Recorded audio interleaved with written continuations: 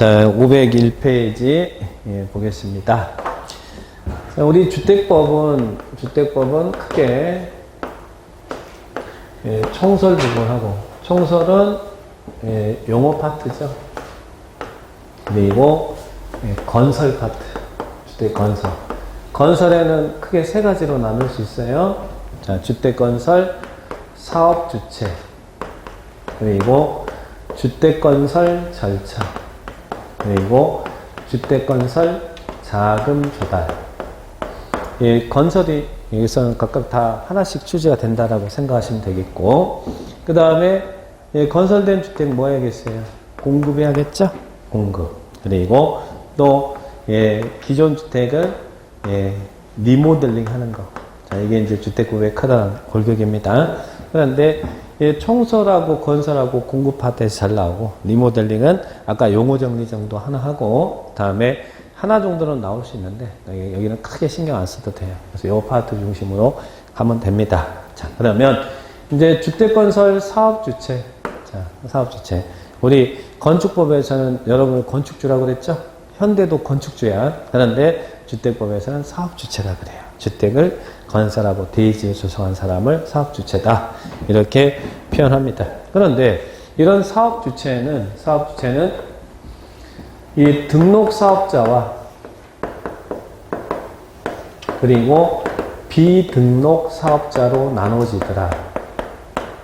사업주체는 등록사업자와 비등록사업자로 나눠져요. 주택법이란 주택건설은 아무나 할 수 있는 게 아닙니다. 사랑은 아무나 할 수 있어도 주택법이란 주택건설은 등록을 해야 돼요. 등록. 그러면 어떤 사람은 등록해야 됩니까? 등록 대상을 보면 그것도 연간이에요. 연간 몇 호요.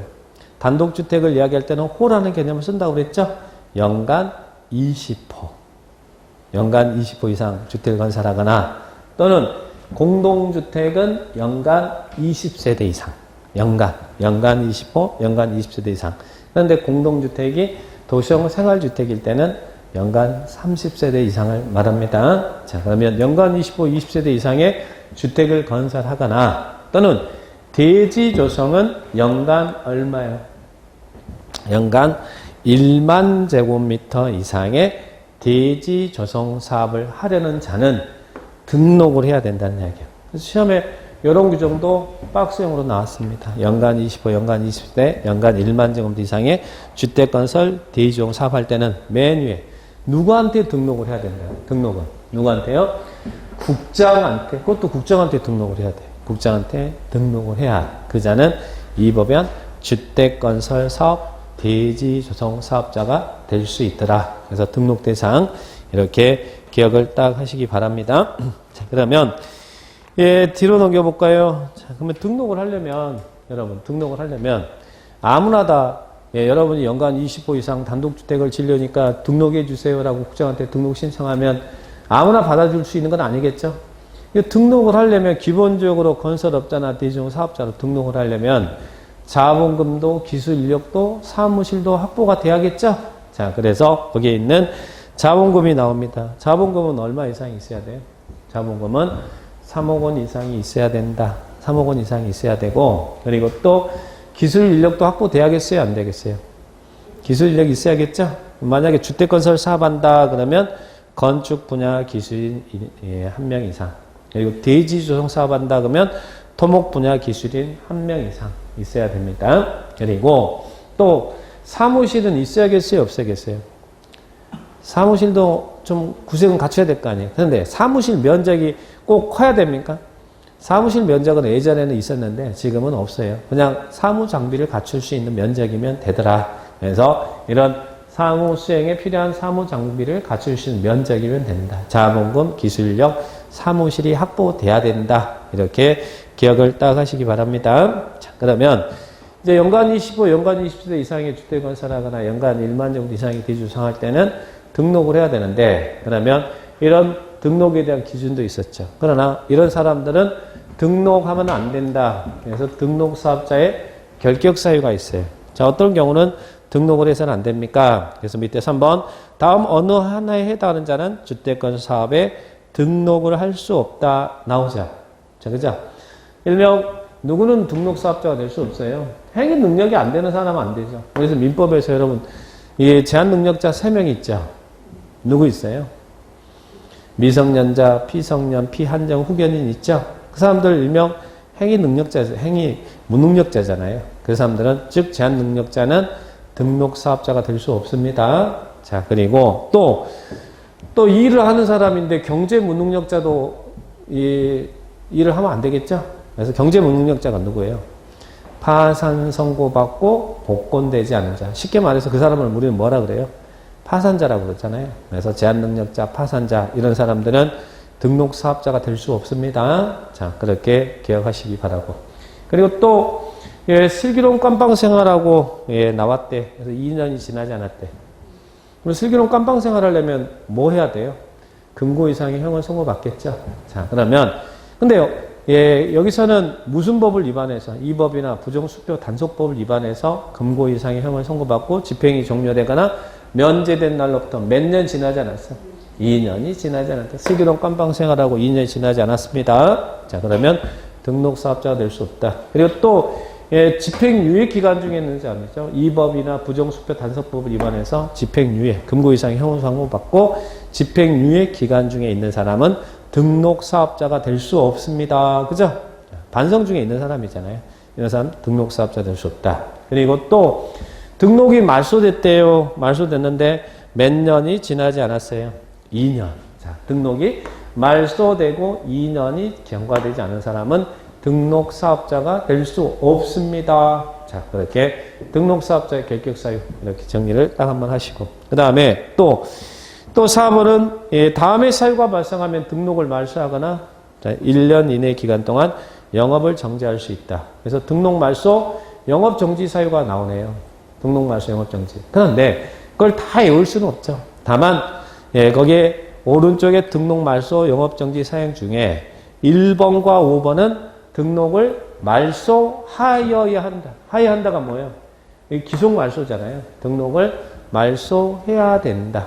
자, 어떤 경우는 등록을 말소해야 돼요. 등록 말소해야 되는 경우 이럴 때는 하여야 한다만 기억하면 돼요. 자, 어떤 경우는 등록을 말소해야 된다고요. 4번째, 거짓 그 밖에 부정한 방법으로 등록을 했다. 1번 거짓. 거짓말한 놈은 다리 몽댕이 부러뜨려야 돼. 뭐 해야 된다고요? 다리 몽댕이 부러뜨려야 돼.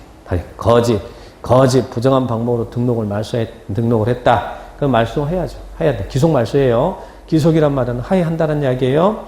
그리고 또 하나 5번이 뭡니까? 5번이 등록증의 대여 등을 한 경우 나왔죠. 등록증 빌려주는 거죠. 등록증의 대여. 자, 이런 경우는 말소하여야 한다. 두 가지만 기억하면 돼요. 거짓하고 대여는 등록을 말소하여야 한다. 이렇게 기억을 딱 하시기 바랍니다. 자, 보시고 그 다음에 밑에 나머지 내용들은 크게 안 보셔도 됩니다. 자, 뒤로 넘겨볼까요? 자, 뒤로 넘겨보시면 비등록 사업자가 나옵니다. 자, 그러면 아까 사업 주체는 등록과 비등록으로 나눈다고 그랬죠. 다음 회자는 국장에게 등록 안 해도 국장한테 등록 안 해도 이 법에 한 주택건설 대지 조성 사업을 할 수 있대. 누구는 등록 안 해도 돼요. 누구는 국가 지자체가 등록할 필요는 없죠. 그리고 또 주택공사, 지방공사. 자, 이런 공사는 등록 안 해도 되겠죠. 그죠? 공공사업 주체는 등록 안 해도 돼요. 이 4명 공공사업 주체라고 그러잖아요. 등록 안 해도 됩니다. 그리고 또 주택건설 사업을 위해서 설립된 법인, 공익법인 등록 안 해도 돼요. 이 공익법인이 누굴까요? 우리 사랑의 집짓기 운동본부 이런 거 있어요. 사랑의 집짓기 운동본부. 사랑의 짝짓기 운동본부가 아니라 사랑의 집짓기 운동본부. 이런 데는 공익법인이거든요. 그래서 이런 본부는 등록 안 해도 됩니다. 자, 그러면 이제 여기서 조심할 거. 우리 주택조합이 있어요. 주택조합은 이 등록 안 해도 주택은 사업할 수 있어요. 근데 전제 조건은 누구하고 같이 할 때냐면 이 등록사업자와 공동으로 사업을 시행하는 경우에 하나입니다. 왜? 등록사업자 등록했으니까 그때는 주택조합은 등록사업자와 공동으로 사업할 때는 등록하지 않아도 됩니다. 그럼 바꿔 이야기하면 등록사업자와 공동으로 하지 않을 때는 주택조합은 등록해야 된다는 이야기잖아요. 그죠? 그런 단서장도 이해를 하시고. 그리고 또 회사 사장이 사원 아파트 지어줄 수 있어요. 회사 사장을 뭐라 그래요? 고용자. 그죠? 사원 아파트 지어줄 수 있습니다. 그런데 이 고용자도 등록하지 않아도 되는데 그 전제 조건은 등록사업자와 공동으로 사업을 시행하는 경우에 한한다. 자, 그래서 이런 경우는 국장에게 등록하지 않고도 주택건설 사업을 할 수 있습니다. 자, 그렇게 기억을 딱 하시기 바랍니다. 자, 정리됐나요? 등록, 그리고 비등록. 자, 그렇게 정리하시고.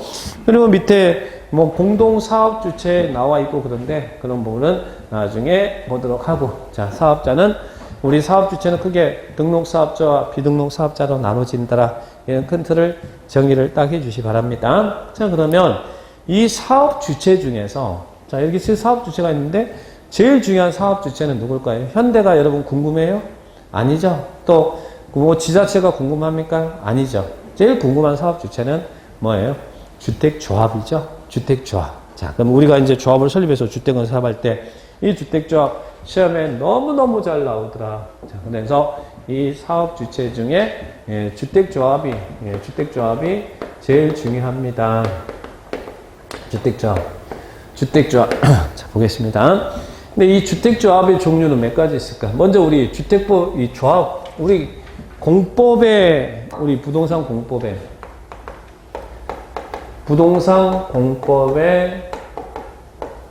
조합입니다.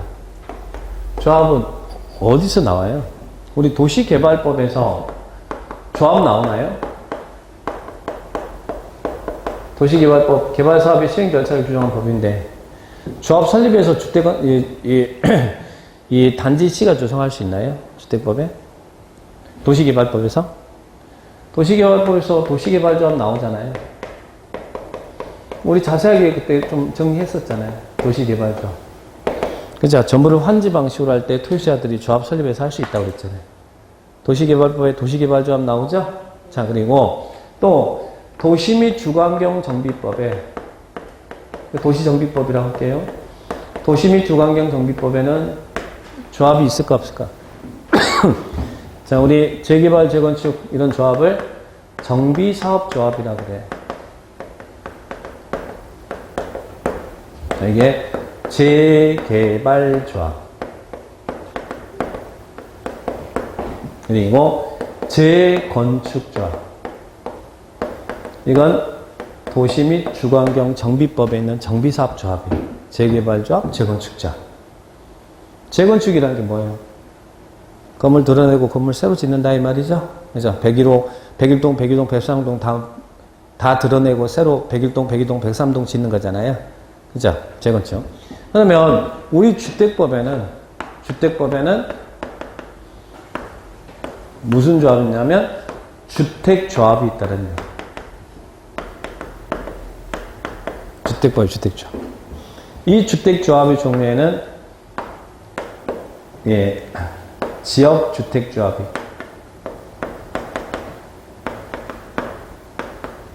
또 직장주택조합이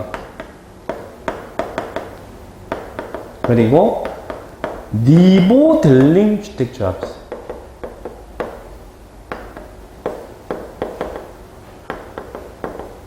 주택조합 종류가 3개가 있다. 그러면 리모델링 주택조합은 어디에 있는 거예요? 주택법에 있는 것이고, 리모델링은 아까 다 드러내고 새로 짓는 거 아니라고 했죠? 기능 향상 노후학적에서 대시현화가 일부 증축하는 게 리모델링이었죠. 리모델링은 주택법에 있는 주택조합이고, 재건축은 어디에 있는 것이고, 정비법에 있는 정비사업조합입니다. 근데 이 조합이 다 중요합니다. 개발법에서 중요하고, 정비법에서도 중요하고, 주택법에서 중요하고, 다 시험에 나오는 부분입니다. 우리 공법에서 조합만 없으면 좋을 텐데. 뭐 없으면 우리 공부 안 해도 될 텐데. 그죠? 근데 실무상은 또 조합이 많이 생기니까 좀 잘 나오죠. 그러면 주택조합이 3개가 있더라. 자, 이렇게 정리합니다. 근데요, 대부분은 우리 주택조합 보면 이제 우리 주택법에서 주택조합은 지역주택조합을 이야기하는데, 예전에는 지역주택조합이 없었을까? 예전에도 있었어요. 근데 최근 들어서 왜 이 예전에는 지역주택조합 설립해가지고 조합 모집해서 자기들이 땅 사가지고 주택 지어서 부장하는 이런 지역주택조합이 예전에 있었는데 왜 이전에는 활성화 안 되다가 최근 들어서 이 지역주택조합을 설립해서 주택건 사업을 직접 할까? 요즘 보면 이 지역주택조합 상당히 많이 생겨서 막 주택건 사업하고 있거든요. 왜 그럴까요? 예전에는 있었는데 예전에는 안 되다가 왜 요즘 들어서 이렇게 지역주택조합 조합 모집해서 주택건설 사업하고 그럴까요? 그 이유는 뭐 때문에?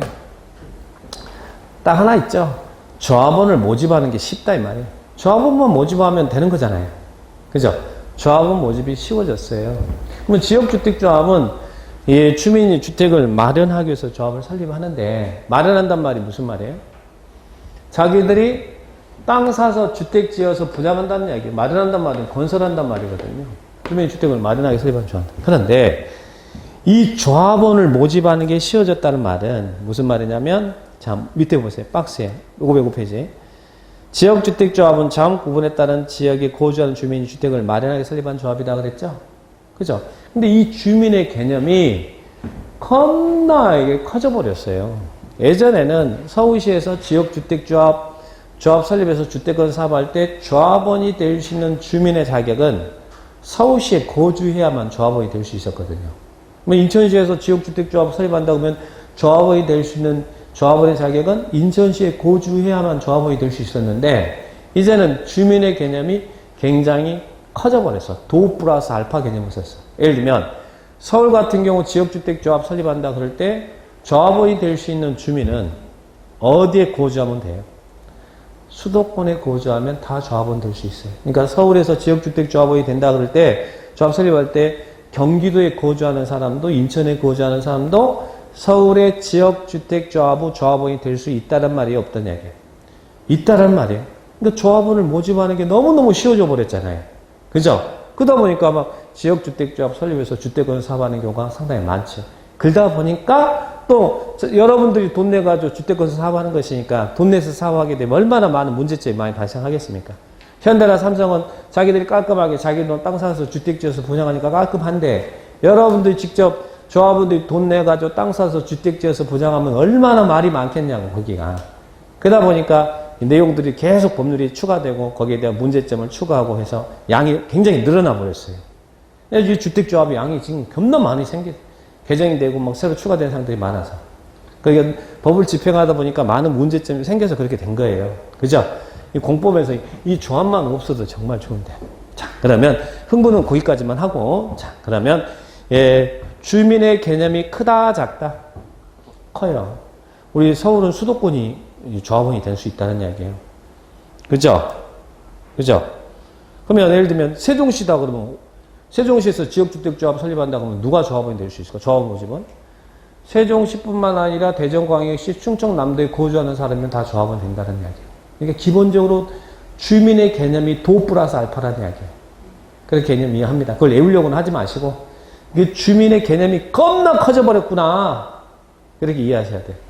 아셨죠? 자, 그렇게 기억하시고 그 다음 뒤로 넘겨보시면 직장주택조합.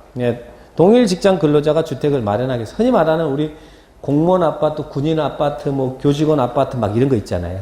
동일 직장 근로자가 주택을 마련하게 조합을 설립한다. 그리고 리모델링 주택조합은 여러분 리모델링은 단독주택은 리모델링 대상이 돼요? 안 돼요?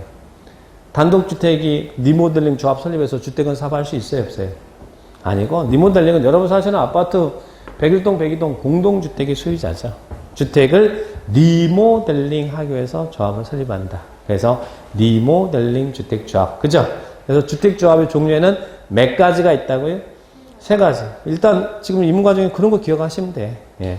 이게 뭐 조합인데 어디서 나온 건지 이게 뭐 개발법에서 나온 조합인지 정비법에서 나온 조합인지 주택법에서 나온 조합인지 구분부터 먼저 하시라는 이야기예요. 그래서 주택법에 주택조합은 3개가 있습니다. 지역주택조합, 직장주택조합, 리모델링 주택조합. 이게 3개가 있습니다. 그죠?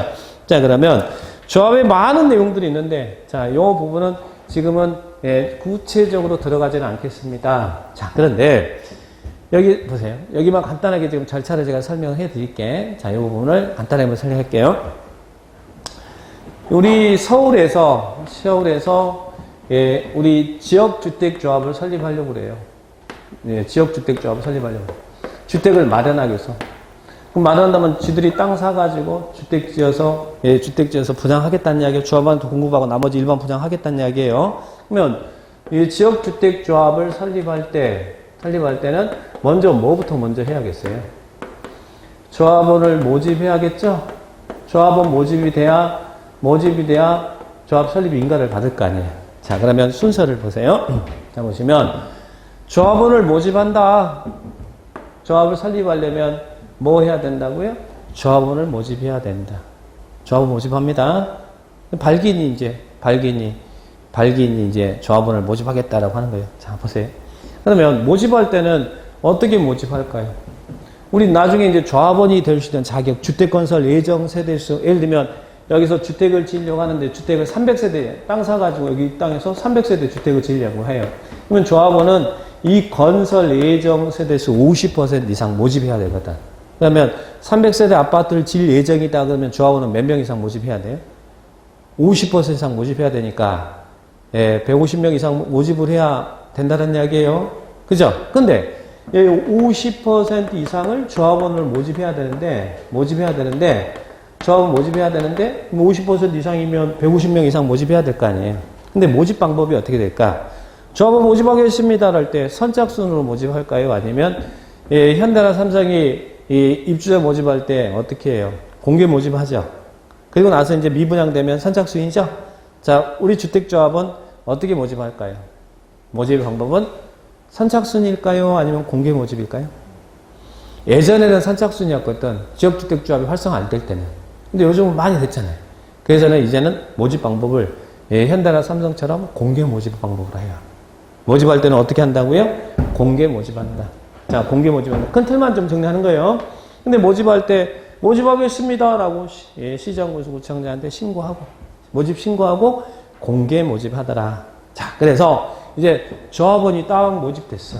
자, 모집됐어요. 그런데 모집할 때 여기서 나오는 게 가입 계약서 잘 설명하고, 자, 모집할 때 조합원 모집할 때 가입 계약서 잘 설명하고, 그런데 이 모집할 때 이 계약서에 많은 분쟁이 발생하니까 가입 계약서 작성하고 그 가입 계약서에 대한 내용을 충분하게 설명해야 되는 설명 의무가 부과됐습니다. 자, 이런 내용들이 있더라. 그래 보시면 이제 조합원을 모집했어. 150명 이상 모집했다고 예를 들면 300세대 짓겠다라고 예정해놨으면 그러면 150명 이상 모집했으면 그때는 뭐 하겠어요? 이제 조합 설립 인가를 받아야 되겠죠.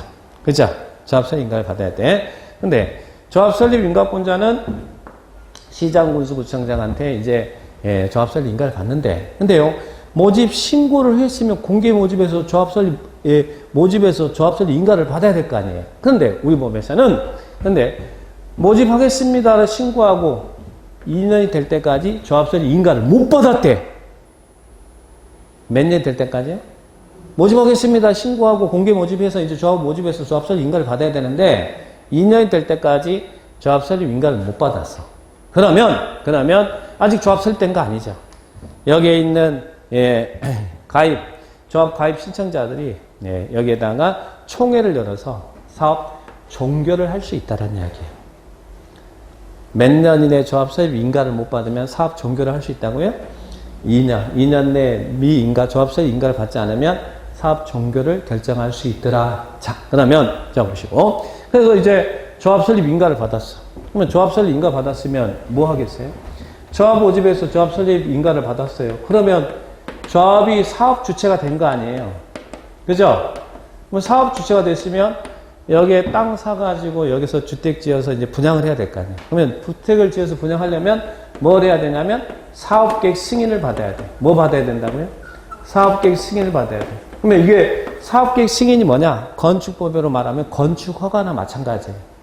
건축허가나 마찬가지입니다. 건물 짓는 허가 받아야 해서 건축을 지을 수 있잖아요. 사업계획 승인을 받아요. 그런데 이 조합 설립이 인가가 됐는데 몇 년이 될 때까지 사업계획 승인을 못 받냐면, 자, 사업계획 승인을 받으려면 기본적으로 뭐가 전제돼야 돼요? 땅 사서 이 땅에 대한 소유권이 있어야 되는데, 지금 현재 우리 조합의 형태는 먼저 소유권이 확보돼서 하는 게 아니라 조합 모집하고 인가받아서 그 다음에 이제 소유권 확보하거든요. 그러다 보니까 이 소유권 확보가 쉽겠어요, 어렵겠어요? 처음에는 지주들이 땅 주겠다고 했는데 나중에 마음 바뀌어서 돈 더 달라고 그러고 막 그러다 보면 대지 소유권 확보가 굉장히 어려워요. 이게 문제야, 조합은. 대지 소유권 확보가 어려워요. 그러다 보니까 조합이 설립됐다 하더라도 이 대지 소유권 확보되고 우리 법이 정한 요건을 확보해야 사업계획 승인해 줄 텐데 그게 안 되니까 승인 못 받고 사업 못 하는 거 아니에요. 그러다 보면 조합원들이 얼마나 또 문제점이 많이 발생하겠습니까? 그래서 조합 설립 인가받고 3년이 될 때까지 사업계획 승인을 못 받으면 그때는 뭐 할 수 있냐면 주택조합을 해산할 수 있다는 이야기예요. 총회를 내려서 조합 해산할 수 있다. 숫자 좀 절차만 간단하게 봅니다. 자, 조합원 모집했으면 몇 년 내 조합 설립 인가받으라고요? 2년. 안 그러면 사업 종결할 수 있다는 이야기고 조합이 설립됐으면 몇 년 내에 사업계획 승인 받아야 돼요? 3년. 3년 내에 사업계획 승인을 못 받으면 주택조합을 해산할 수 있습니다. 자, 절차 볼게요. 자, 그러면 이제 승인을 받았어. 승인 받으면 그 다음에 이제 현대나 삼성처럼 이제 아파트 짓겠죠? 사업 시행하겠죠? 이게 절차다라고 정리를 딱 하시 바랍니다. 그러면 요 규정을 간단하게 교과서를 보시면 자, 거기에 있는 조합 설립 이제 나중에 이제 인가나 신고 이런 내용들은 쭉 보도록 하고 자, 뒤로 쭉 넘기세요. 뒤로 넘겨 보시면 512페이지에 조합원 모집이라는 말이 나오죠? 나오죠? 조합을 모집할 때는 50% 이상의 사용권을 확보해서 시장군수구청장에 신고하고 공개 모집 방법으로 조합원을 모집한다는 말이 512페이지 맨 밑에 하단에 나오죠? 큰 지금 과정 흐름만 좀 설명을 해 드리는 거예요. 자, 그렇게 보시고. 자, 그 다음에 뒤로 넘겨보시면, 거기에 대한 이제 모집에 대한 많은 내용들이 나와 있습니다. 자, 그리고 또 뒤로 쭉 넘기세요. 굉장히 쭉 여러 가지 나오는데, 자, 거기 보시면 521페이지 보세요. 521페이지에 8번에 주택조합의 사업종결, 사업계획 승인 신청 및 해산이라는 단어가 나옵니까? 나옵니까? 자, 주택조합 발기에는 조합원 모집 신고가 수리된 날부터 2년이 된 날까지 조합 설립 인가를 못 받으면 뭐 한다고요? 조합 모집했으면 조합 설립 인가 받아야 될 거 아니에요. 2년이 될 때까지 조합 설립 인가를 받지 못하면 그때는 가입 신청자 전원 구성된 총회 의결을 거쳐서 사업 종결 여부를 결정하도록 해야 된다라는 말 나오죠? 거기까지만 줄 쳐주시기 바랍니다. 자, 보시고 또 뒤로 넘겨보세요. 뒤로 넘겨보시면 3번 해산 여부 결정이라는 단어가 나옵니까? 나옵니까? 3번 주택조합은 조합 설립 인가를 받은 날부터 3년이 된 날까지 사업계획 승인을 받지 못했다. 조합 설립이 됐는데 3년이 될 때까지 사업계획 승인 못 받았대. 밑에 3번을 보는 거예요. 2번 보지 마시고 3번 보는 거예요. 사업계획 승인 못 받으면 총회 의결을 쳐서 해산 여부를 결정하더라. 나왔습니까? 자, 그래서 이런 과정만 지금 흐름만 보는 거예요. 나중에 이 부분들은 1월 달에 이제 조합에 대한 구체적인 내용을 볼 것이고. 자, 그러면 일단은 용어 정리해서 조합이 3개 있더라. 그리고 이런 조합을 주택조합이 설립됐을 때 이 과정 모집하고 인가받고 그리고 또 사업계획 승인받고 사업을 시행하더라.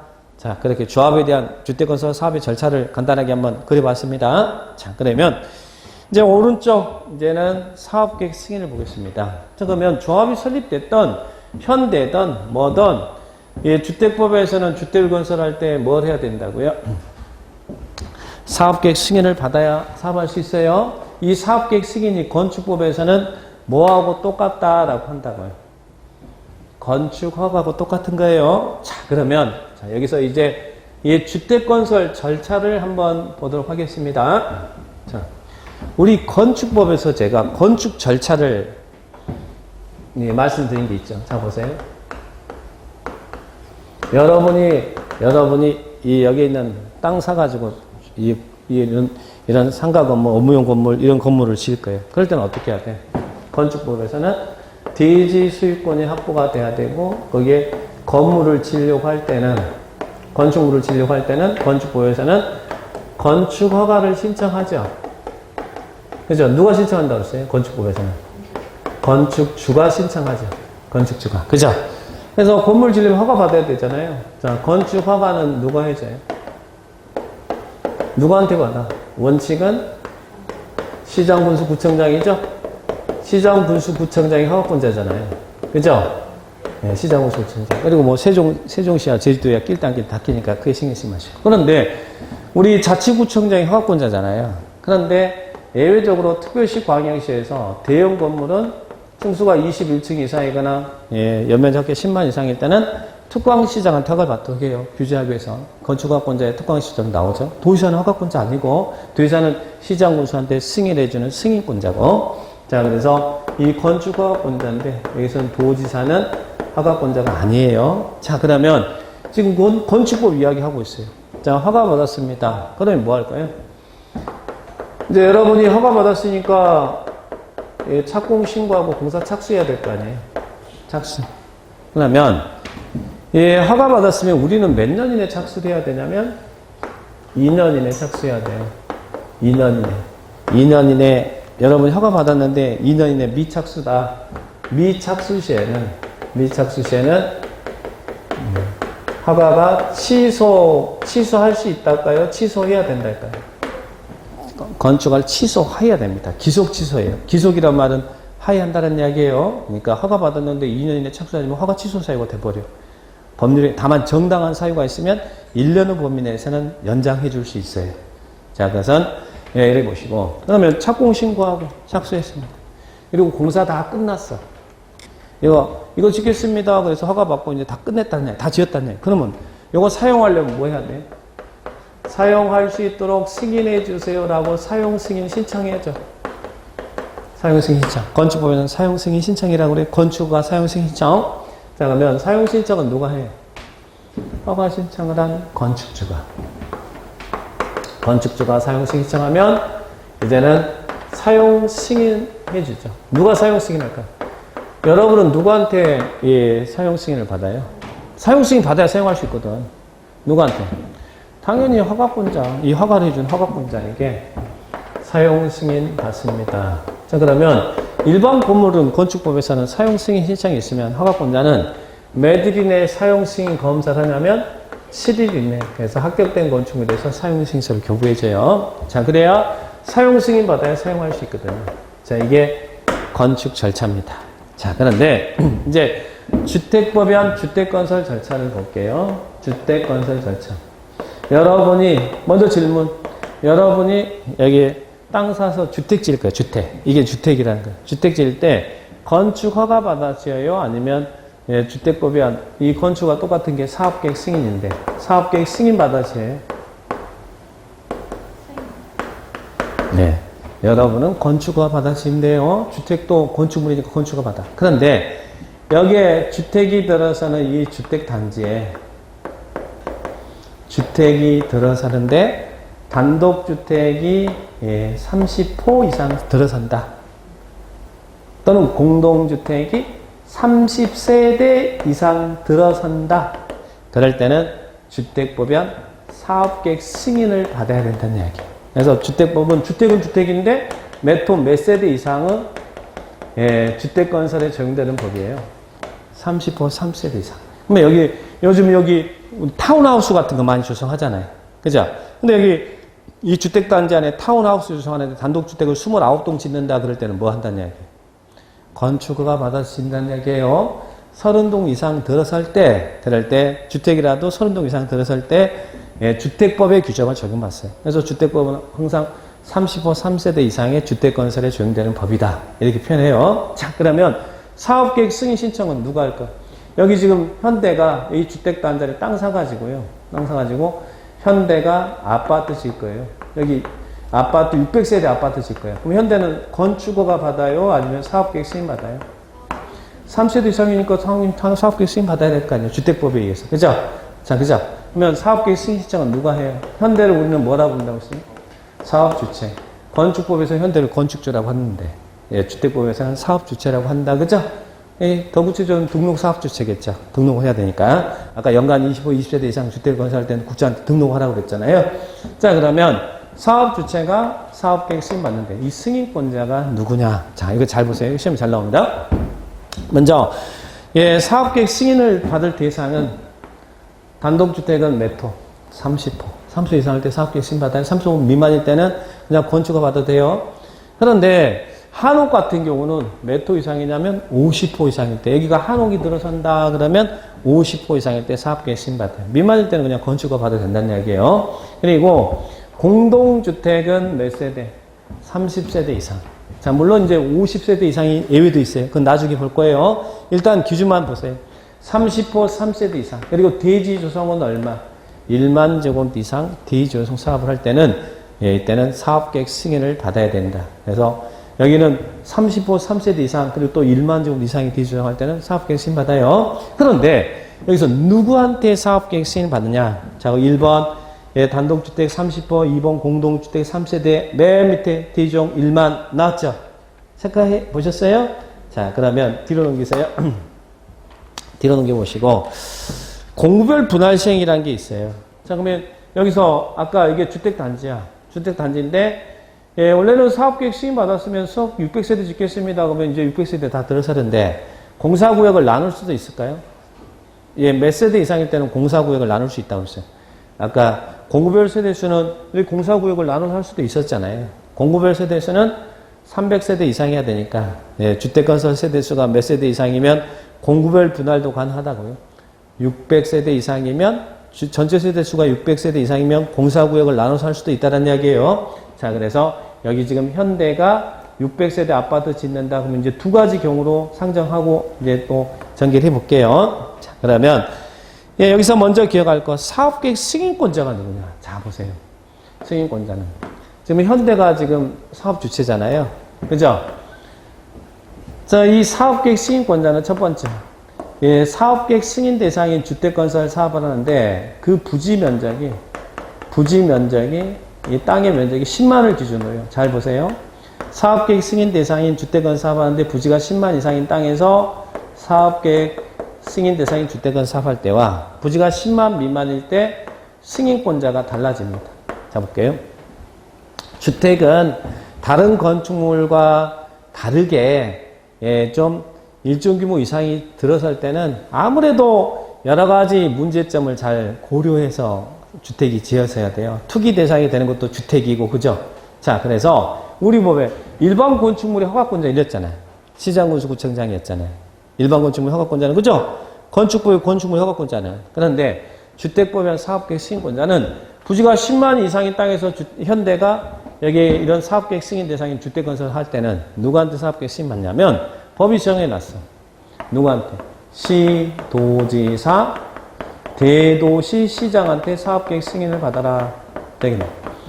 부지가 10만 이상인 땅에서 사업계획 승인 대상인 주택건설 사업할 때는 현대는 시도지사, 대도시장한테 사업계획 승인받아요. 그래서 시도지사란 말은 뭐의 줄임말이라고 했어요?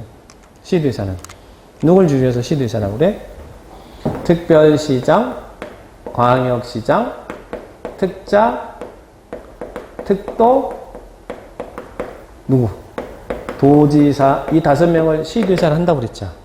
그러면 서울특별시 강남구에서 현대가 부지가 10만 이상인 땅에서 사업계획 승인 대상인 주택 건설할 때는 누구한테 사업계획 승인 받아요? 서울시장한테 받아야지. 그죠? 자, 그런데 잘 보세요. 부지가 10만 미만이다. 10만 미만일 때는 누구한테 사업계획 승인 받냐면 특별시장, 광역시장, 특자, 특도, 시장 군수한테 사업계획 승인 받아라. 이렇게 떴나요? 정말 짜증나네. 그럼 여러분, 요 특별시장, 광역시장, 특자, 특도는 여기도 있잖아요. 그죠? 여기도 있고 밑에도 있잖아요. 아니, 굳이 이렇게 나눈 이유가 뭐 위아래 다 걸려있는데. 그러면 서울시에서, 강남에서 부지가 10만 이상의 땅에서 현대가 사업계획 승인 대상인 주택건설 할 때는 서울시장한테 받잖아요. 그러면 강남에서 10만 미만인 사업계획 승인 대상인 주택건설 할 때는 누구한테 받아? 서울시장한테 받잖아요. 위도 있고 아래도 있고 다 들어가 있잖아요. 그죠? 그러면 특별시 광역시에 있는 게 누구예요? 구청장 있잖아요. 이 구청장은 일반 건축에 대한 허가권자이잖아요. 그죠? 근데 주택법에서는 구청장은 승인권자가 아니야. 주택부의 사업계획 승인권자. 이 말은 무슨 말이에요? 주택은 규제 대상이 돼야 된다는 이야기예요. 그래서 구청장한테 주택법의 사업계획 승인은 인정하지 않습니다. 무조건 특별시, 광역시는 특광시장이에요. 그럼 특자, 특도야 무조건 또 기초자치단체가 없으니까 지들이겠지. 그러면 여러분, 나눈 이유는 이 대도시장도 여기 들어가 있는 거 아니에요. 자, 보세요, 여기. 대도시장도 여기 시장에 들어가 있는데 왜 굳이 나눴어? 위아래 다 겹쳐 있는데 굳이 표현을 달리해서 이렇게 나눴을까요? 그 이유는 뭐 때문에? 요놈 때문이에요. 요놈이 누구냐면 도지사냐 시장군수냐 요것 때문에 나눈 거야. 다른 데는 위아래 다 같이 걸려 있거든요. 자, 구리시에서 현대가 구리시야, 구리시. 현대가 10만 이상인 땅에서 구리시 10만 이상인 땅에서 사업계획 승인 대상인 주택을 사업한다.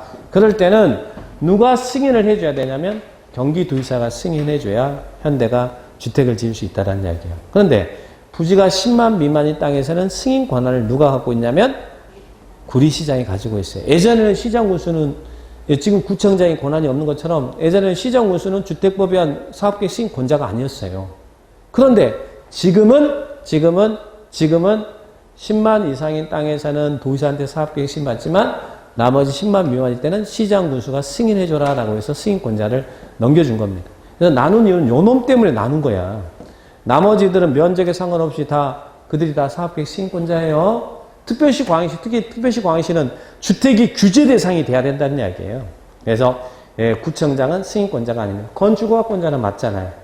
그죠? 이거 구분할 수 있겠죠? 이거 구분하는 거 이게 시험에서 이게 나오더란 이야기예요. 자, 그래서 나눈 이유는 요것 때문에 나눈 거야, 나눈 거. 대도시장이야 당연히 위아래 다 있으니까 성남시에서는 무조건 성남시장이 다 사업계획 승인권자고. 자, 그래서 나눈 이유는 예전에는 이들에게 권한이 없었어요. 근데 지금은 시장군수가 10만 미만일 때는 시장군수가 사업계획 승인을 승인해준다는 이야기예요. 이상이면 도지사한테 승인 받아야 되고, 나눈 이유는 요것 때문이다. 이렇게 이해하셔야 돼요. 자, 그 내용들, 요 규정들 정리를 딱 해주셔야 돼요. 자, 이 부분 이해할 수 있죠? 자, 이걸 이해를 잘 하셔야 됩니다.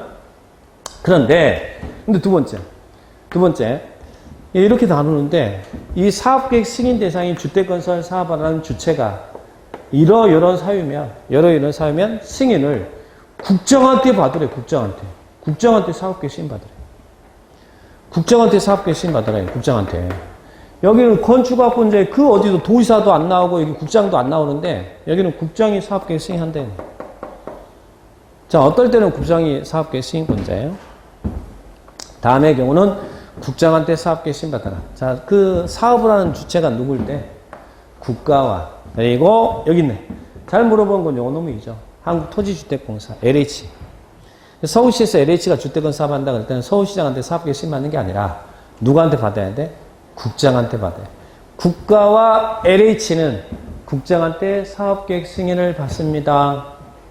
국가와 LH는 국장한테 사업계획 승인 받아요. 승인 받는다. 그 다음에 2번, 3번을 보니까 2번, 3번에 어떤 공통점 보여요. 어째서 국장이 지정하여 고시한 적. 3번도 어째서 국장이 지정하여 고시한 적 나오죠.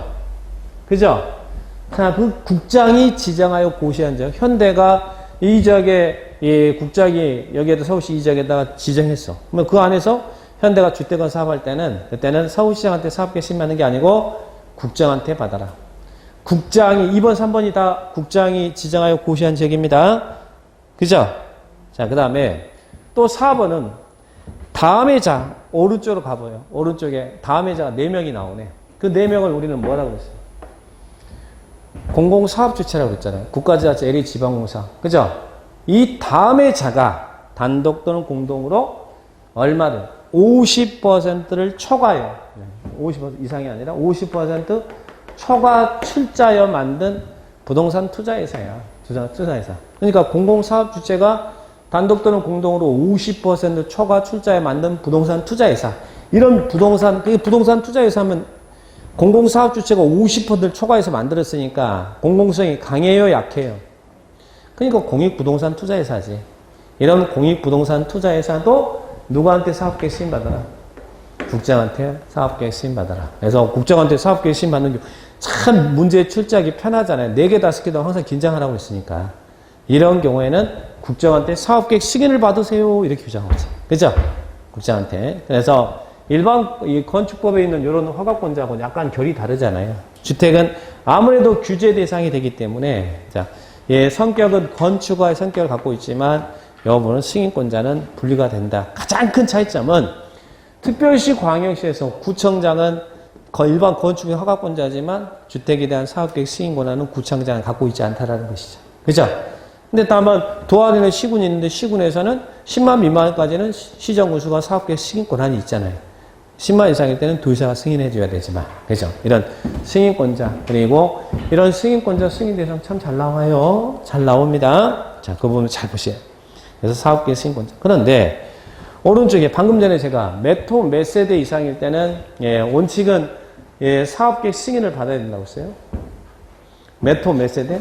30세대 이상 주택 건설할 때는 사업계획 승인 받잖아요. 그런데 다음의 건축물은 3세대 이상이라도 승인 안 받고 건축허가 받아서 지어도 된대요. 그러면 승인 안 받고 건축허가 받아서 지으면 좋은 거죠?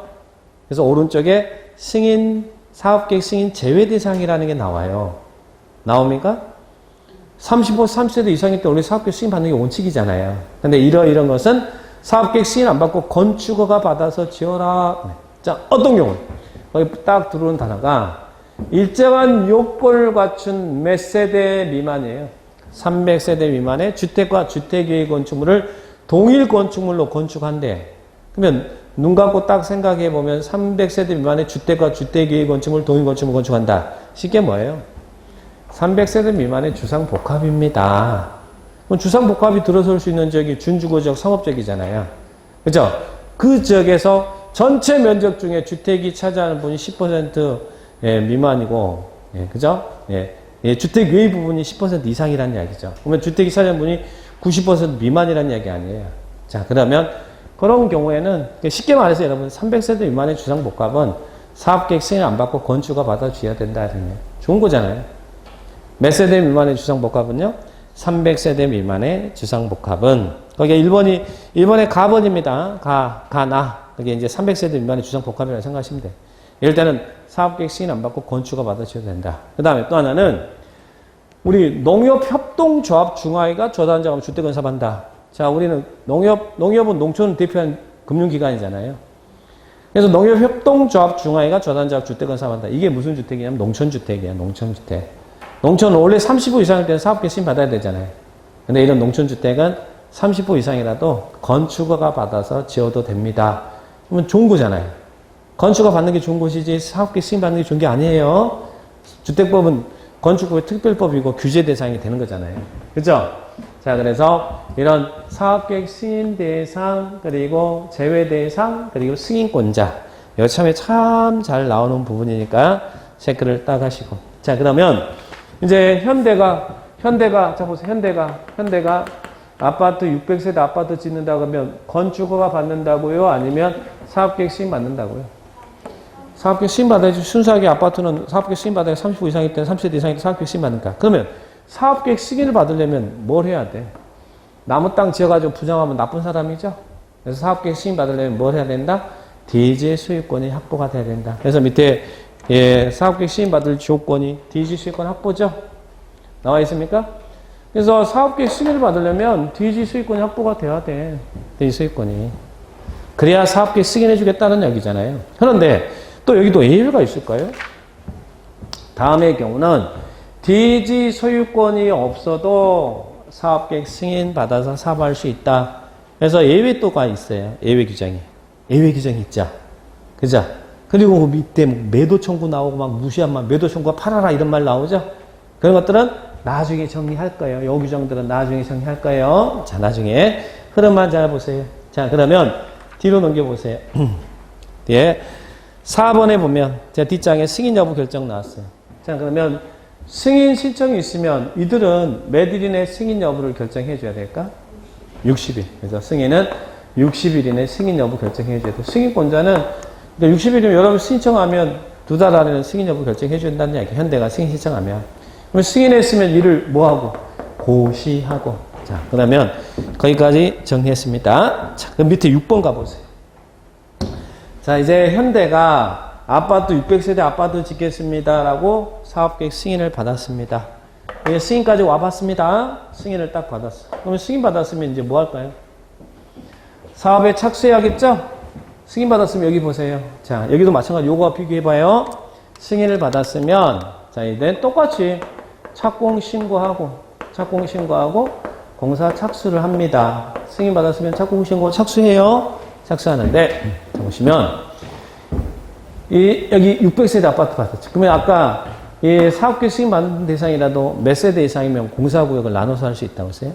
600세대 이상이면 공구별 분할이 가능하다고 그랬죠? 승인 받은 600세대 짓겠습니다. 라고 받은 주택단지지만 공사구역을 나눌 수 있어요. 자, 그러면 두 가지 경우로 갑니다. 하나는 이 공사구역을 나누지 않고 그냥 착수하는 경우와 또 하나는 공사구역을 나눠서 600세대면 공구별 분할 가능하다고 그랬잖아요.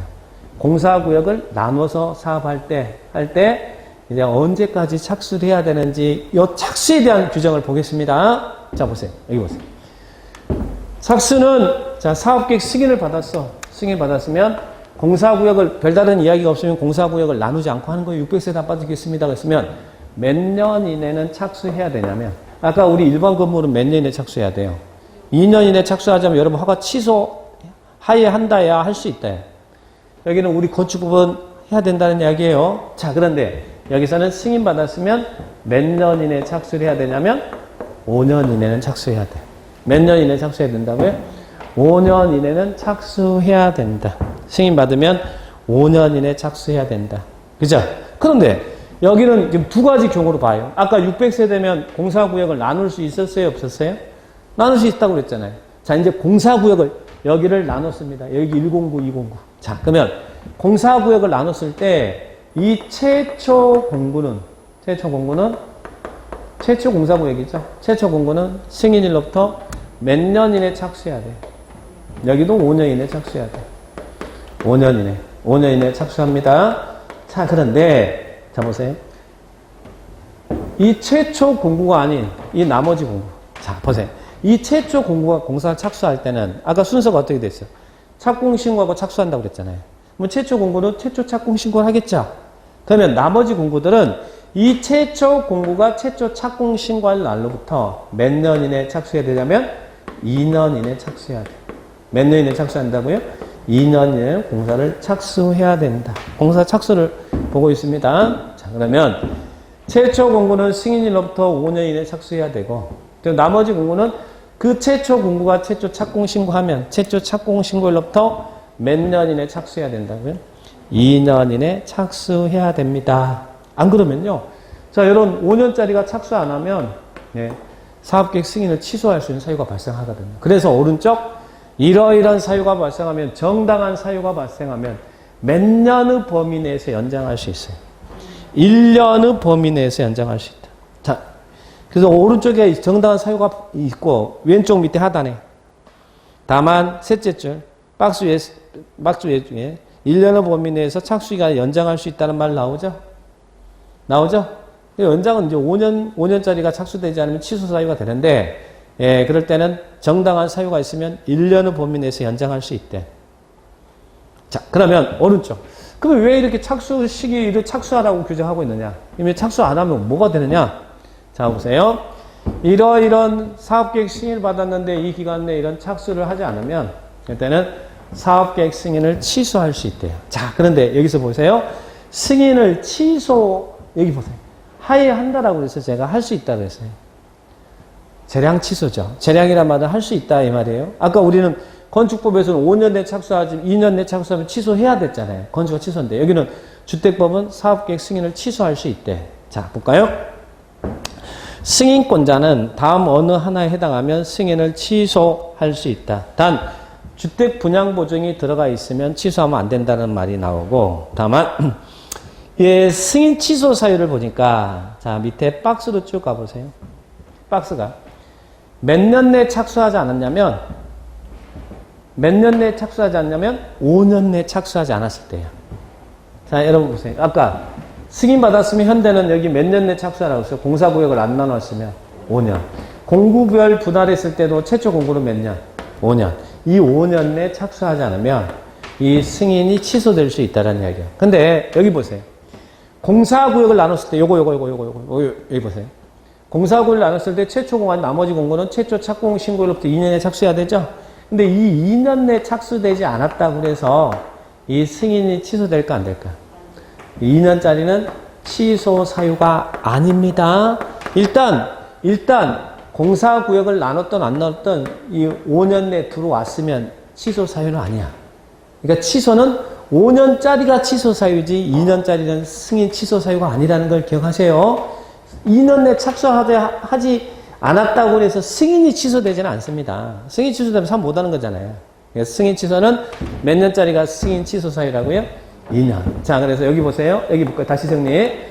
예, 5년짜리가 착수되지 않으면 승인 취소할 수 있다. 그리고 아까 공구별 분할한다고 그랬죠? 최초 공고는 5년 내 착수해야 돼. 만약에 5년 내 착수하자면 취소할 수 있어요. 그런데 최초 공고 아닌 나머지 공고는 2년 내 최초 착수 시부터 2년 내 착수 의무가 있잖아요.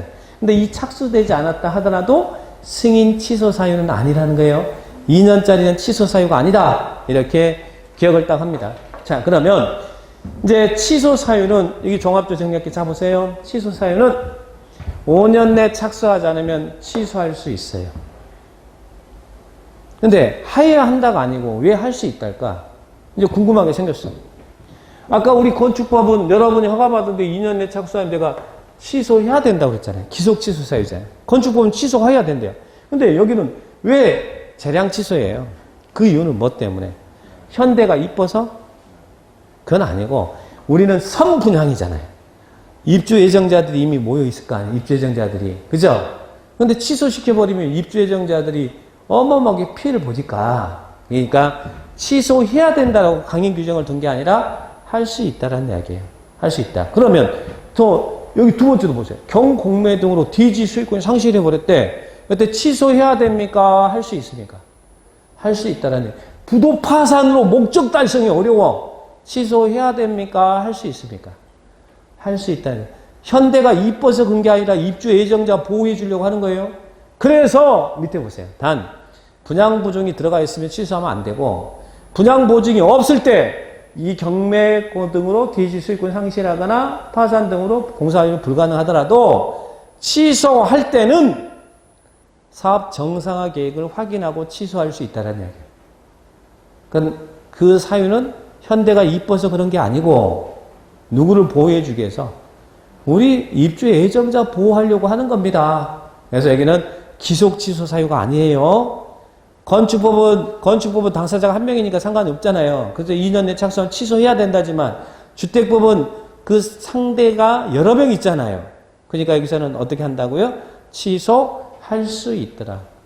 현대가 이뻐서 그런 게 아니고 입주 예정자들 보호하기 위해서 이런 재량 취소 규정이 있는 거예요. 그런 지문을 시험에 내더란 이야기예요. 자, 내니까 이해를 하고 정리를 딱 하셔야 됩니다. 자, 그러면 거기의 경우는 위에서 승인을 취소할 수 있다는 말이 나옵니다. 자, 그래서 그 지문들이 시험에 참 잘 나오거든요. 자, 그러면 이제 이렇게 갑니다. 자, 이제 현대가 사업계획 승인받아서 600세대 아파트 짓겠습니다. 착수했어. 그래서 여기 600세대가 다 지어졌습니다. 지어지면 어떻게 할까? 요거하고 비교해봐요. 자, 여러분 건축법에서는 어떻게 한다고 했어요? 건축법에서는 다 지으면 허가받았으면 그 다음 뭐 해요? 사용할 수 있도록 승인해 주세요 하고 사용 승인 신청한다고 그랬죠? 사용 승인 신청하잖아요. 그래서 사용 승인을 허가권자에게 사용 승인 받아야 사용할 수 있다고 그랬잖아요. 자, 여기서는 현대는 사용 검사를 신청한다 그래요. 이 건축부의 용어하고 주택부의 용어를 구분하시라는 얘기예요. 뭐 한다고요? 사용 검사 신청. 자, 뒤로 넘어가 볼까요? 여기에는 시행을 위한 조치는 안 보셔도 되고, 자, 뒤로 넘겨보시면 533페이지에 착공 신고가 나와 있고, 시공 나와 있고, 뒤로 넘겨보세요. 뒤로 쭉 넘기세요. 넘기시면 540페이지. 사용 검사가 나옵니다. 건축법에서는 사용 승인 신청, 주택법에서는 뭐라고 한다고요? 사용 검사 신청. 자, 사용 검사 신청. 자, 보세요. 큰 줄기 지금 갑니다. 사용 검사 신청. 그런데 여기 보세요. 일반 건축법에서는 누구한테 사용 승인을 신청해요? 이 허가를 해준 허가권자에게 사용 승인 신청했죠? 그죠? 자, 그죠? 이게 정상이잖아요.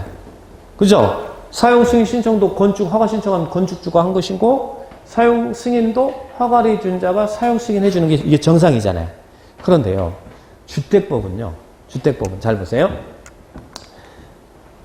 사용 검사 신청은 사업 주체가 하겠지. 현대가 지금 600세대 아파트 짓겠습니다. 다 지었으면 사용검사 받아야 되니까 그죠? 사용검사 받아야 이제 현대가 사용할 수 있잖아요. 사용한단 말은 입주 예정자들한테 사용검사 끝났으니까 몇 월 며칠부터 입주하십시오라고 입주관에 통보해서 입주하게 한다는 이야기잖아요. 그죠? 자, 그러면 사용검사, 이 사업 주체가 사용검사 신청하는데 누구한테 사용검사 받냐면 여기는 시장, 군수, 구청장이네. 여기는 시도지사가 사용검사권자가 아니네. 이게 비정상이지. 원래 다른 데는 다 그 정상이거든요. 근데 주택법에서는 자 보세요. 아까 서울시 강남에서 부지가 10만 이상이든 미만이든 현대는 누구한테 사업계획 승인 받았어요? 서울시장한테 받았지. 그 구청장한테 안 받았잖아요. 근데 공사 끝나면 구청장한테 사용검사 받으래. 서울시장한테 받는 게 아니고. 자 보세요. 아까 우리 경기도 구리시에서 부지가 10만 이상일 때는 현대는 누구한테 사업계획 승인 받아야 돼? 경기도가 사업계획 승인을 해줘야 사업할 수 있죠? 도지사한테 사업계획 승인 받았잖아요. 10만 미만일 때는 구리시한테 받았지만, 그죠? 그러나 도지사한테 사업계획 승인을 받았다 하더라도 사용검사는 시장군수한테 받아래. 그러니까 시도지사가 사업계획 승인을 해도 공사 끝났을 때 사용검사권자는 시장군수 구청장이에요. 이게 비정상이에요.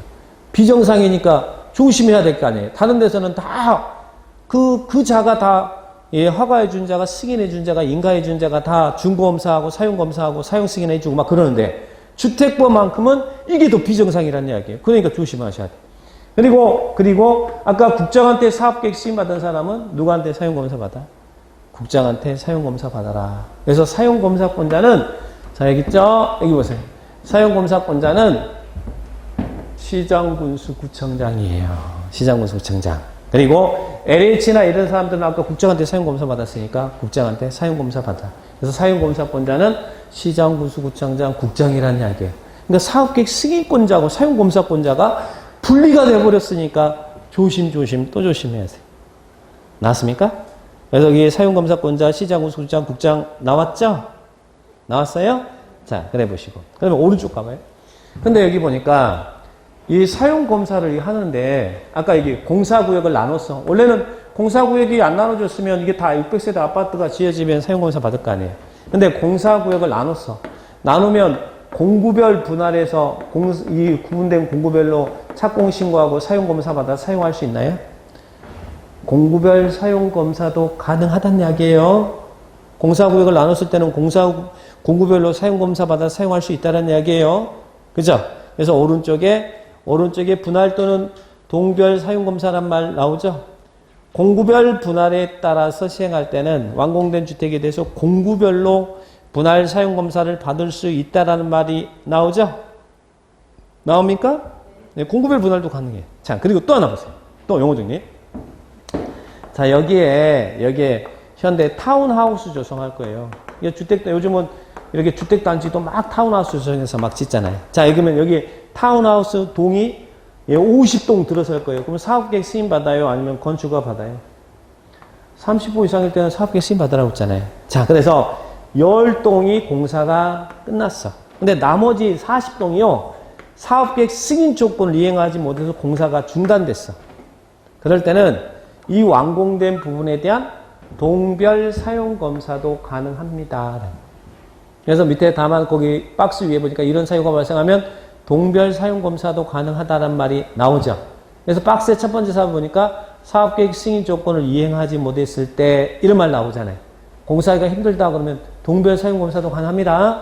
자, 그래서 원래는 다 완공이 돼야 사용검사 받아 사용하는데 공사구역을 나눴을 때는 공구별 사용검사도 가능하고 그리고 또 이러이런 사유가 발생해서 이 공사 완료가 불가능할 때는 예를 들면 사업계획 승인 조건을 이행하지 못했다든지 이런 사유가 발생하면 완공된 부분에 대한 동별 사용검사도 가능하더라. 그래서 동별 사용검사, 공구별 사용검사 가능하다. 이렇게 기억하시고 그 다음에 또 밑에서 한번 사용검사 기한. 자, 여러분. 자, 일반 건축물 같은 경우는 허가 받으면 착수했습니다. 사용 승인 신청합니다. 그러면 사용 승인하죠. 여기 좀 이런 용어가 좀 차이가 있죠? 자, 그러면 이 건축법에서는 여러분이 사용할 수 있도록 승인해 주세요 신청하면 몇 일이내 사용 승인 검사예요? 7일. 자, 근데 주택법은 사용 검사 신청하면 이 사용 검사권자는 15일 이내 사용 검사를 해야 됩니다. 그래서 여기 15일 이내 사용 검사해야 된다는 말이 나오죠? 15일 이내 사용 검사합니다. 자, 그러면 또 하나 볼까요? 예, 밑에 자, 시공 보증자의 사용 검사란 말이 나와요. 자, 보세요. 원래는 여러분 사용 검사 신청은 누가 해요? 아까 현대를 뭐라고 그랬어요? 사업주체라고 그랬죠. 사업주체. 근데요, 사업주체가 600세대 짓겠습니다라고 사업계 신청받으면 600세대 다 지어지면 이제 사용 검사 받아야 될 거 아니에요. 근데요, 사업주체가 중간에 사업하다 부도 나버렸어. 그럼 어떻게 해야 돼? 사업자가 파산했대. 부도 났어. 그러면 시공 보증자가 건설에서 시공을 이 현대를 보증해준 보증자가 마무리 공사하고 사용 검사 신청합니다. 시공을 보증한 자가 사용 검사 신청해요. 그런데 문제는 또 시공을 보증한 자가 없다거나 시공을 보증한 자가 파산돼 버렸대. 그러면 그때는 어떻게 한다고? 우리는 아까 선부장이니까 입주 예정자 있다고 그랬죠. 입주 예정자 있으면 그 예정자들이 대표회의 구성해서 다른 건설회사 끌어들여서 마무리하고 사용검사를 신청합니다. 그래서 사용검사 신청 순서는 사업주체가 파산하면 시공보증자 파산하면 입주 예정자 대표회의가 구성돼서 다른 건설회사 끌어들여서 마무리하고 사용검사 받도록 합니다. 순서. 그 내용들 나와 있어요? 나왔어요? 자, 밑에 2번에 사용검사 신청사 순서라는 단어가 나오나요? 나와요? 우리 2번 사업주체가 파산 등으로 주택건설 사업을 계속할 수 없을 때 해당 주택건설 시공을 보증한 자가 잔여공사 시공하고 사용검사 받는다. 다만 시공보증자가 없거나 파산 등으로 시공할 수 없을 때는 입주예정 대표회의가 시공자를 정해서 잔여공사를 시공하고 사용검사를 받아야 한다. 이런 말 나오죠? 자, 그래서 이런 내용들 딱 한번 찾아보시고. 자, 그 다음에 뒤로 넘겨봐요. 뒤로 넘겨보시고. 사용검사를 받으란 말은 무슨 말이에요? 사용검사를 받아야 현대는 사용검사 끝나야 입주 예정자들한테 매월 며칠 날 입주하십시오라고 입주관을 통보하고 입주하게 한다는 이야기. 이 말은 사용검사를 받아야 사용할 수 있다는 이야기예요. 그죠? 그죠? 그래야 사용검사를 받으라는 이야기예요. 그런데 사용검사를 안 받아도 사용할 수 있는 경우가 있을까요? 600세대 아파트 짓겠습니다. 그럼 사업계 신청받으면 600세대 다 지어야 사용검사 받을 거 아니에요. 그래야 사용할 수 있잖아요. 근데 완공된 부분에 대해서 미리 사용할 수 있는 제도 있을까요? 없을까요? 있죠. 건축법에서도 뭐가 있었어? 임시사용승이 있었잖아요. 주택법도 임시사용승인 제도가 있습니다. 완공된 부분에서 미리 사용할 수 그러면 건축물 같은 경우는 어떻게? 동별로, 완공된 동별로, 여기 있는 동별로 임시사용승마다 사용할 수 있어요. 그리고 대지 같은 경우는 어떻게? 구획별로, 대지는 완공된 구획별로, 건물은 원칙은 동별로 임시사용승인 받아 살 수 있다. 그런데 3번 이 건축물이 공동주택이다. 그러면 여러분 공동주택이면 어때요? 여기 단독주택이야 동별로 이렇게 임시사용승인 받아 사용할 수 있지만 공동주택이면 여기 50층짜리 두 동 들어서는데 동별로 임시사용승인 받아라 그러면 좀 불합리하잖아요. 그래서 공동주택은 동별이 아니라 101호, 201호, 301호, 401호, 501호 이런 세대별로도. 자, 3번 공동주택은 뭘로도요? 세대별로도 임시사용 승인받아서 사용할 수 있다. 여기 3번의 셋째 줄 공동주택인 경우는 세대별로 임시사용 승인받아서 사용할 수 있다. 나옵니까? 자, 그래서 이게 이제 이런 일반적인 건축물에 대한 건축 절차예요. 자, 그래서 이런 주택법에 의한 주택건설 절차와 여기 건축법에 있는 건축 절차를 한번 비교를 해봤습니다. 자, 다시 정리. 건축법에서는 건물, 일반 건물에 대해서는 허가를 받는다. 그죠? 그리고 끝났으면 사용 승인 받는다. 그래 사용한다. 근데 주택법에서는 허가와 똑같은 게 뭐라고요? 사업계획 승인을 받는다. 근데 승인권자와 허가권자가 다르다. 그죠? 주택에 대한 상징성 때문에 그렇다. 그리고 공사 끝나면 사용검사를 신청한다. 여기 사용승인, 사용검사 신청, 그리고 이거 사용검사 받는다. 근데 사용검사 받자가 비정상적이다. 사업계획 승인권자가 아니라 다른 사람이 사용검사해주다. 이게 비정상이라고 그랬어요. 그죠? 그래서 여기 사용검사권자. 그리고 사용하더라. 그래서 이런 흐름을, 과정을 구분만 좀 해주세요. 자, 이렇게 비교해서 주택건설차. 일단 다 꼼꼼하게 몰라도 절차가 과정의 흐름이 다르구나. 이런 내용들은, 이런 개념 정도는 이해하고 있어야 돼. 자, 그리고 또 이제 끝나면 주택의 수요자 매도 청구 있는데, 이것도 나중에 정리를 할 거예요. 자, 그러면 이런 부분들이 주택건설에 대한 내용이에요. 주택건설. 아까 건설에는 사업주체, 자금조달, 주택건설자, 자금조달이 있었죠? 그래서 이제 뒤로 넘겨보시면 자금조달이 주택상환사채가 나와. 주택상환사채. 이거 올해도 시험에 나왔어요. 근데 지금은 안 봐도 되고요. 네, 이거 간단하니까. 자, 그러면 여기까지가 건설에 관련된 사항이고요. 자, 그 다음 뒤로 넘겨보세요. 주택법에 공급이 있어. 자, 그러면 공급은 분양을 한다는 말인데, 자, 이 개념만 이해해보세요. 어떤 내용이 있는지만 보세요. 자, 여기 보세요. 여러분, 분양가 상한제라는 말 들어보셨어요? 분양가 상한제라는 말 들어보셨어요? 안 들어보셨어요? 예, 분양가 상한제, 니들 마음대로 사업주체, 니들 마음대로 분양가 결정하지 말아라, 이 말이죠? 이게 분양가. 그래서 우리 주택법에 분양가 상한제라는 게 나와요. 나중에 이제 분양가 상한제도 배울 거예요. 이런 것들 여러분이 한 번쯤은 뉴스를 통해서 들었던 내용들이 우리 주택법에서 다 나온다는 이야기예요. 분양가 상한제 나중에 볼 거고요. 자, 그 다음에 공급 파트에 어떤 내용들이 있는지 봐요. 자, 그리고 여러분 투기과열지구라는 거 들어보셨어요? 안 들어봤어요? 우리 지금 서울이 투기과열지구잖아요. 이 투기과열지구 지정하는 제도도 우리 주택법에 있어요. 올해 시험에도 나왔었고. 들어보셨죠? 아, 주택법에 투기과열지구가 있구나. 자, 보세요. 그 다음에 또 여러분 조정대상지역 들어봤어요? 안 들어보셨어? 조정대상지역? 조정대상지역도 세금과 관련해서 또 여러 가지 내용이 나오고 막 그러는데 이 조정대상지역도 주택법의 공급 파트에 있어요. 그러니까 분양가 상한제라는 말, 투기과열지구, 조정대상지역 이런 것들 다 어디에 있다고요? 주택법에 있습니다. 자, 그 다음에 그러면 우리 분양가 상한제, 투기과열지구, 조정대상지역이 주택법상에 어떤 효과가 발생하냐면 전매 제한이 있어. 투기과열지구, 조정대상지역, 분양가 상한제, 공공택지에서는 분양권이라든지 분양받은 주택이 일정 기간 거래를 하면 안 되는 전매 제한의 효과가 발생한다는 이야기예요. 그래서 우리 서울 같은 경우는 지금 분양받은 주택이 일정 기간 거래 못 하잖아요. 분양권 거래 못 하죠. 그건 이 주택법에 의한 전매 제한 때문에 그래요. 그래서 이런 경우는 전매 제한이 있다. 그런데 이런 전매 제한 대상 주택이라도 이런 사유가 발생하면 전매를 할 수 있는 또 전매 제한의 예외 규정이 나와. 8가지 규정이 쭉 나와요. 이런 부분들 주택법에서 배울 거라는 이야기예요. 뒤에 공급 파트에서 그러니까 분양가 상한제, 투기과열지구, 조정대상지역, 공공택지 막 이런 거 배웠잖아요. 그럼 이제 지정이 되면 그 효과로서 분양권 등의 전매가 제한되는데 일정 기간 동안 거래를 하면 안 돼. 근데 전매 제한 지역이라도 다음 같은 경우는 전매를 할 수 있는 전매 제한의 예외가 나온다는 이야기. 여러 부분이 주택 공급 파트에서 나오게 되는 부분입니다. 한 번 정도 들어보세요. 그래야 이런 개념을 한 번쯤은 들어봐야 자 1월달에 들어갈 때 좀 자세하게 여러분이 한 번쯤 이해할 수도 있을 거예요. 들어본 거와 안 들어본 거 차이가 있거든요. 자, 그래서 이렇게 정리하고 공급은 이 정도로 이런 내용이 있다는 것만 정리하시고 농지법은 시험에 몇 문제 나와요? 2문제 나오는데 제가 농지법은 지금 급한 거 아니니까 천천히 해도 된다고 그랬어요. 나중에 급하면 7, 8월 달에 가셔서 보셔도 돼요. 농지법은 2문제 나오니까 지금 절대 크게 신경 쓰지 마세요.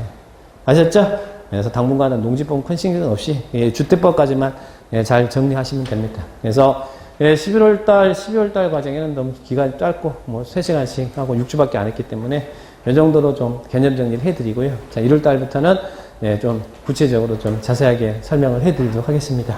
아셨죠? 많이 좀 서운하죠? 대충 정리하니까. 안 그래요? 할 말이 없어요? 자, 그래요. 오늘 여기까지 하겠습니다. 굉장히 수고들 많으셨습니다. 마치겠습니다. 예.